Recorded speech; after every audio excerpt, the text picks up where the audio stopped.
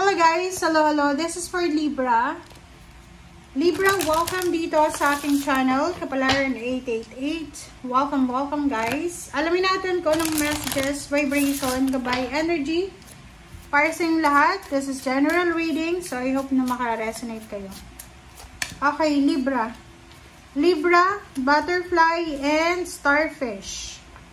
Take a leap of faith and you need to listen to your intuition. So, ibig sabihin niya, Libra, meron kang desisyon na gustong gawin. Meron kang mga choices, options, or actions na kailangan na gawin. And sinasabi ng bara sa'yo na kung gagawa ka ng isang desisyon na hindi ka sigurado, makinig ka daw sa sinasabi ng iyong intuition. Okay? Huwag masyadong mag-iisip. Just ramdamin mo siya. Okay? Ramdamin mo, Libra, kung ano yung sinasabi ng puso at isip mo.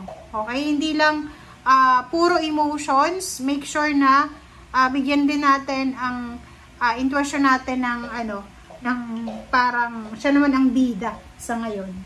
Okay? Alright, so let's check.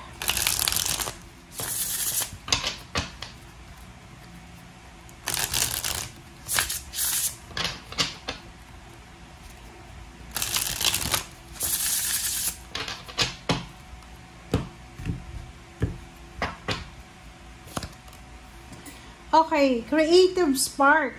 Ace of Wands. 9 of Cups. 3 of Cups. 6 of Coins. And Page of Cups.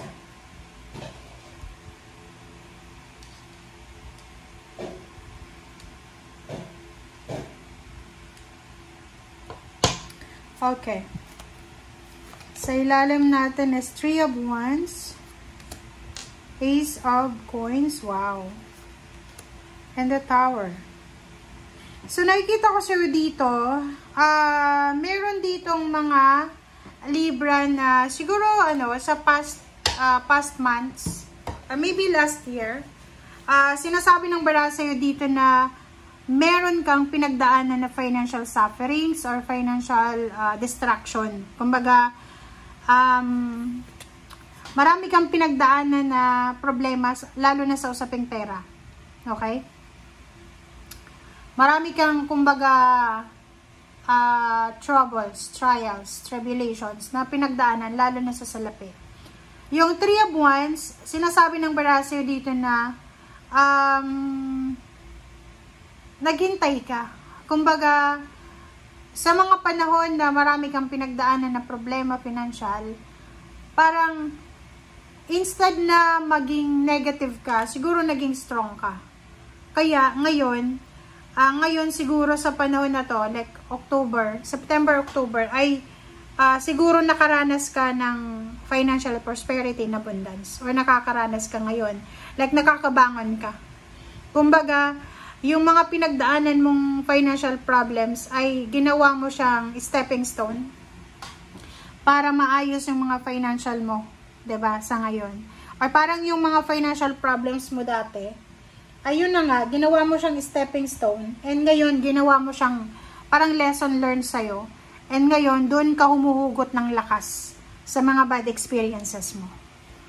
Okay.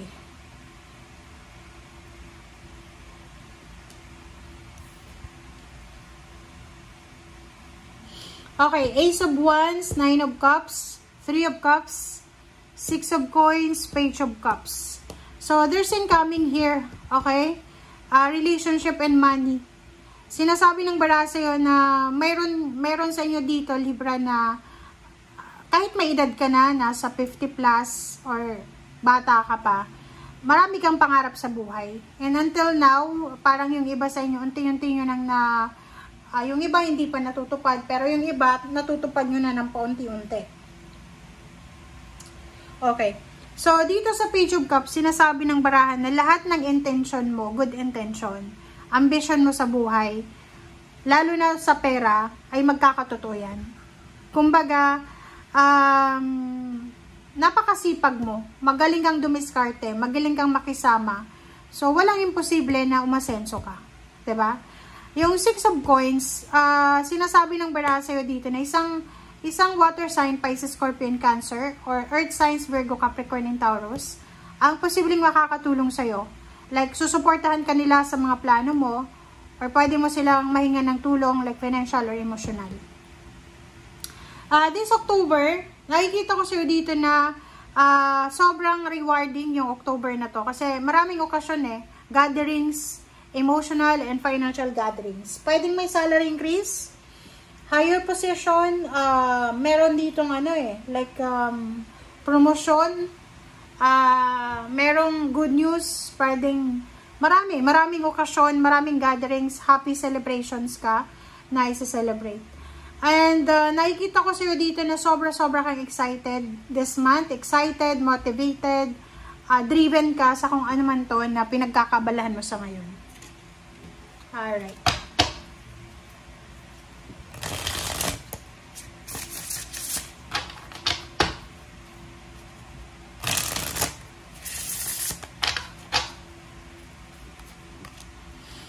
Okay, Queen of Swords and Two of Swords. So, dito sa dalawang to, sinasabi ng bara sa'yo dito na merong direksyon na parang tinuturo sa'yo ang universe or meron kang kailangan bigyan ng pansin pero or pwedeng choices siya.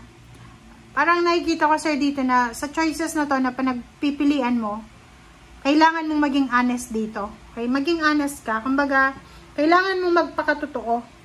Okay? Kailangan mong magpakatotoo sa kung ano man yan na choices and options mo. Okay? So, in terms of money and relationship to diba? Oh, wow. Wealth. Kung single ka, single na Libra, posibleng ikaw ay makapag-asawa ng isang mayaman na tao.